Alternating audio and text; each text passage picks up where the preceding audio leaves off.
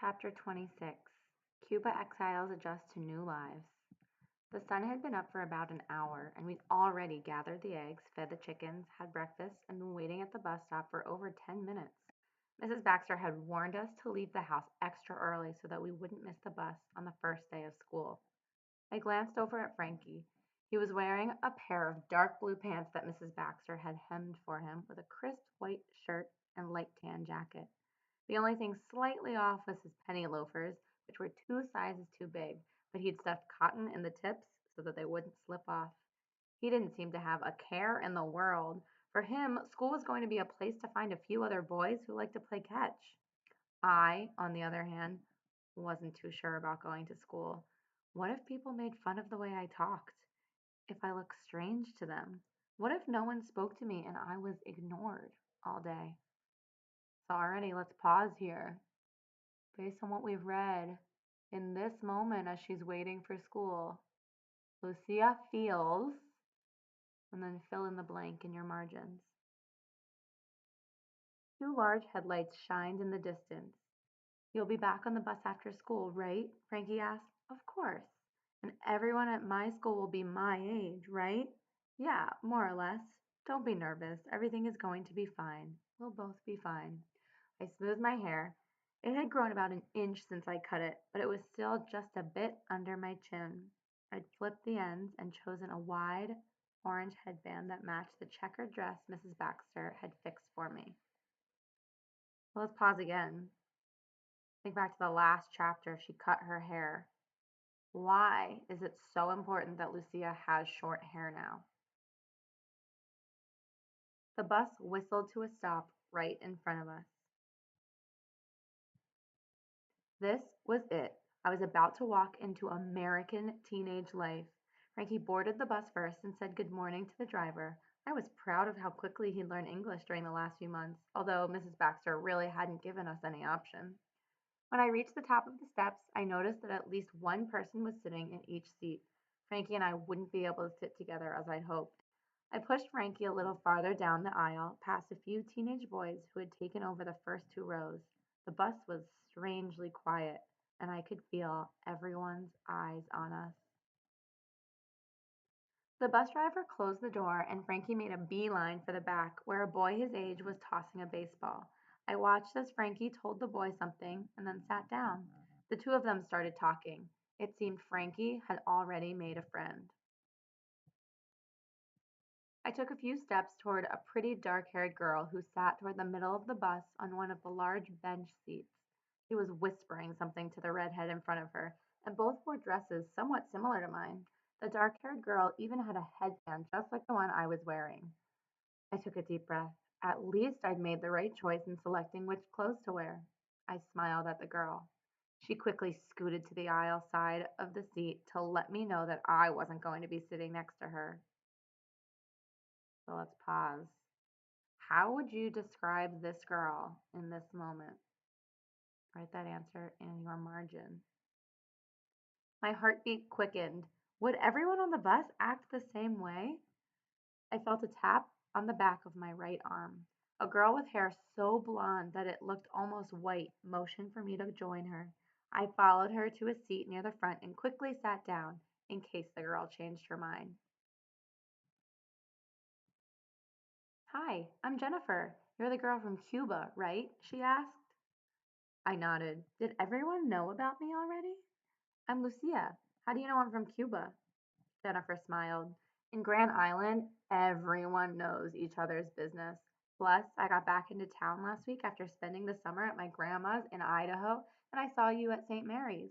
The kids there thought you wanted to be left alone since you never came outside by the fountain and always stayed in the social hall after Mass.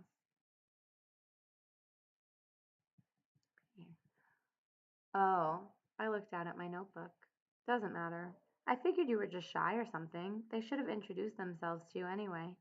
I felt my shoulders relax a little. Are you in ninth grade too? I asked. Yep.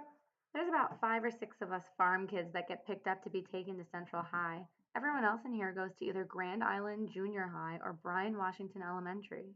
Hey, do you have your schedule with you? Let's see if we have any classes together. Jennifer took her schedule out and waited while I did the same.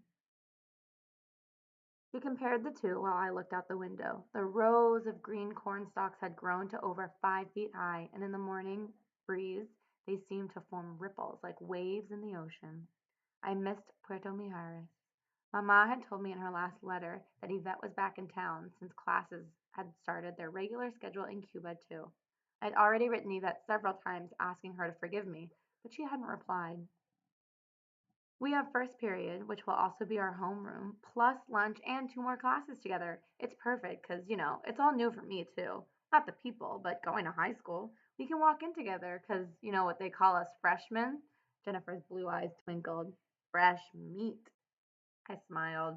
I like this girl. All right, let's pause here. I want you to think about a time you started something new or met new people. And then tell me what helped you adjust to that new situation or those new people.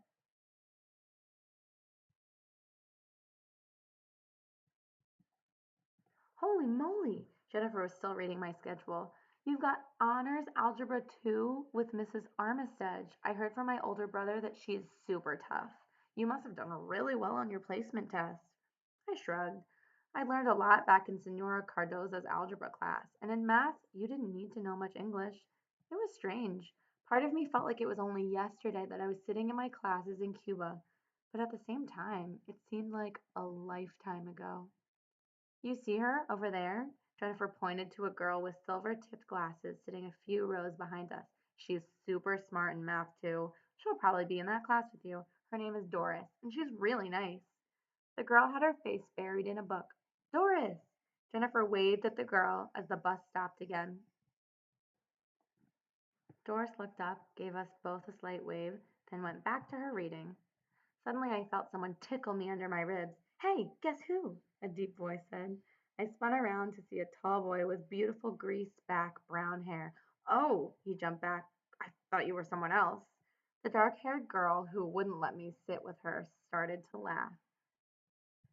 Charlie, did you think that was me? She called out, patting the seat to have this boy join her. He tossed up his hands. Sorry, Betty, from behind she kind of looks like you. You are so silly. I watched as she put her arms around his neck and gave him a hug. I guess you got confused because she's wearing one of my old dresses. You know, the ones I give to the needy. She then looked straight at me and flashed a fake smile. Isn't it cute that they gave it to her to wear on the first day of high school? Suddenly, I hated what I was wearing. I wanted to tear it off my body. I wished the ground would open up and swallow me so that I could disappear. Well, let's pause and fill in this statement. Lucia feels. Now, what do you think goes in there? Don't worry about her. She thinks she's God's gift to Grand Island, but it's all in her head. Jennifer smiled and gave me a nudge. It's pretty much the only thing that's in there. She's as dumb as they come. I turned around and faced forward. I'd been on the bus for about 5 minutes, and already I knew who my friends and enemies were going to be.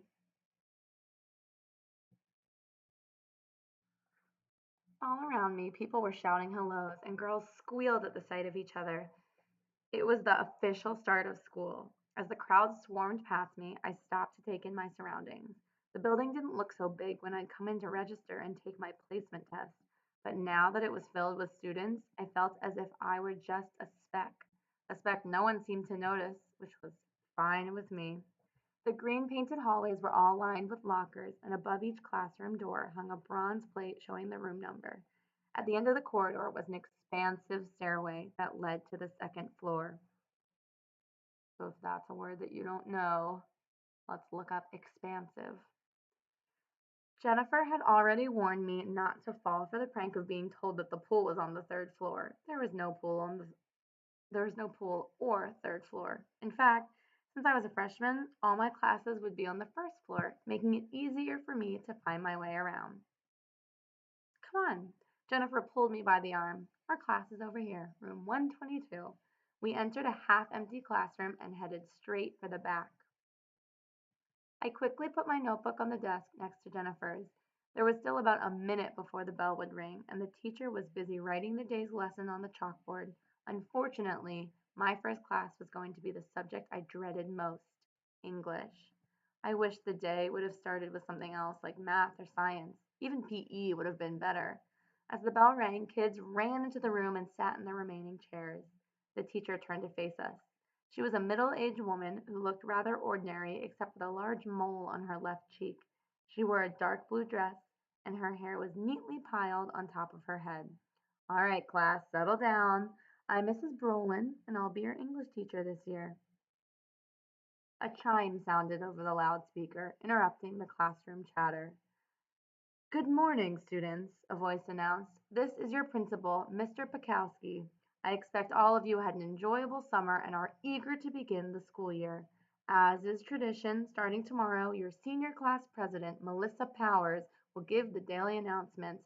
But for today, I want to extend a warm welcome." I froze. Oh no, don't mention me. "To our newest students." Please, no. "Our incoming freshman class." I let out the breath I'd been holding. Mr. Pekowski continued, "Some of you are coming to us from Grand Island Junior High, others are from Oaks Academy, but now we are all Central High Falcons. I do want to remind all of you that as you make new friends and share new experiences, that you are the leaders of tomorrow. We hope you enjoy your 4 years here, and after you graduate, may you go out into the world to make us proud. Have a wonderful first day of school." Jennifer rolled her eyes. I smiled. I was already out in the world, and I'd been trying my best to make my parents proud. I glanced at everyone around me. They weren't that different from the kids in Cuba. A little more pale, and there were a few more blondes in the class, but generally the same. Seemed like I might be able to blend in, at least for a little while.